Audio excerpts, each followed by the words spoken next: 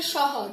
আজকের এই ভিডিওটিতে আমরা দুইটা টেন্স শনাক্ত করব। দেখি আপনাদের কি ধরনের দক্ষতা আছে টেন্সে। ওকে, তো প্রথম যে সেন্টেন্সটা লিখেছি সেটা হচ্ছে, আমি এখানে বিভিন্ন সাবজেক্ট প্রথমে দিয়েছি, যেমন he, she, they, we, you, I, Mahmuda. ঠিক আছে, various type of sentence I have used. Okay, তারপর দিয়েছি একটা ব্ল্যাঙ্ক চিহ্ন যেখানে কিছু আমি লিখিনি। দেন লার্নিং ইংলিশ নাও, তার মানে এই সাবজেক্টগুলো এখন ইংরেজি শিখছে। নাও অর্থ কি? এখন।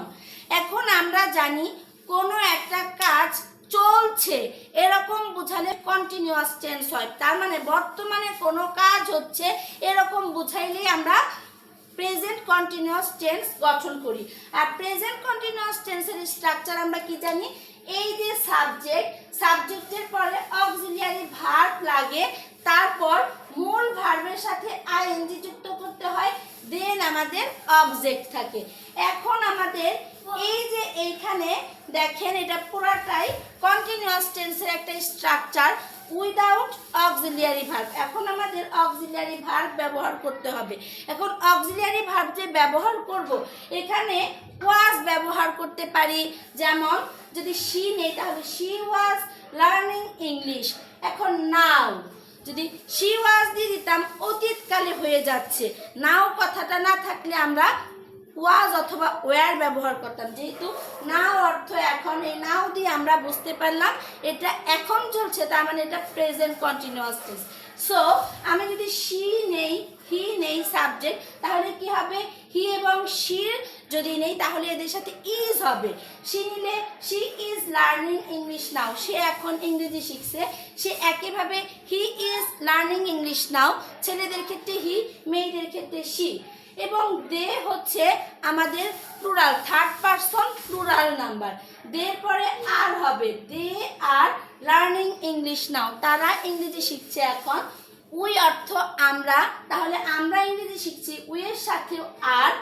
ইউ অর্থ তুমি, ইউ এর সাথেও are auxiliary form, you are learning English now. এবং আই এর সাথে কি হবে? অ্যাম হবে, I am learning English now, আমি এখন ইংরেজি শিখছি। তাহলে প্রেজেন্ট কন্টিনিউয়াস টেন্সের স্ট্রাকচার হচ্ছে subject plus am, is, are. Subject plus auxiliary verb am অথবা ইজ অথবা আর প্লাস মূল ভার্বের সাথে আইএনজি। এখন একই সেন্টেন্স আরেকটা লিখেছি, শি, তারপর আমরা ড্যাশ দিয়ে দিয়েছি লার্নিং ইংলিশ ফর 2 months। এখন এইটুকু যদি থাকতো শি লার্নিং ইংলিশ, তাহলে এটা কন্টিনিউয়াস টেন্স হতো। কোন কন্টিনিউয়াস টেন্স? এটা আমরা কন্টিনিউয়াস পাস্ট কন্টিনিউয়াসও দিতে পারতাম, প্রেজেন্ট কন্টিনিউয়াসও দিতে পারতাম। যেহেতু এখানে ফর 2 months দেওয়া আছে, একটা সময় উল্লেখ করা আছে, যদি কোনো সেন্টেন্সের ভেতরে সময় উল্লেখ করা থাকে তাহলে সেই সেন্টেন্সটা আমাদের প্রেজেন্ট পারফেক্ট কন্টিনিউয়াস টেন্স হবে।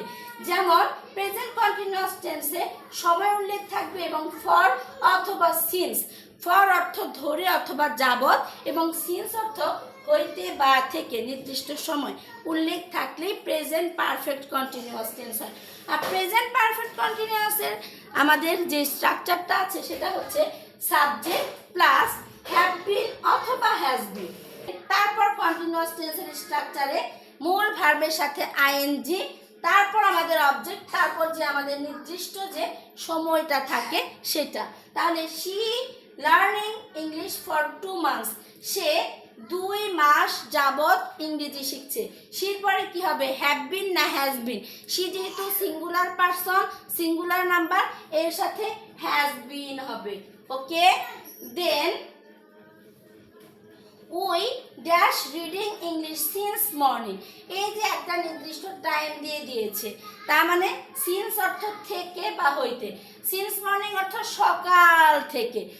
We dash reading English since morning, আমরা সকাল থেকে ইংরেজি শিখছি। ওকে, তাহলে উই এর সাথে হ্যাভ বিন হতে বা হ্যাজ বিন হবে, উই এর সাথে অবশ্যই হ্যাভ বিন হবে। উই হ্যাভ বিন, আমরা সকাল থেকে ইংরেজি পড়ছি। রিডিং অর্থ পড়া, রিড অর্থ পড়া। We have been reading English since morning, আমরা সকাল হতে ইংরেজি পড়ছি। Am I clear? যদি শুধু আমাদের প্রেজেন্ট কন্টিনিউয়াস থাকে তাহলে ওখানে কোনো সময়ের উল্লেখ থাকবে না। যদি আমাদের প্রেজেন্ট পারফেক্ট কন্টিনিউয়াস টেন্স থাকে তাহলে অবশ্যই সময়ের উল্লেখ থাকবে, ফর এবং সিন্স থাকবে। ওকে, ফর অর্থ ধরে বা যাবত, সিন্স অর্থ হইতে বা থেকে। Am I clear?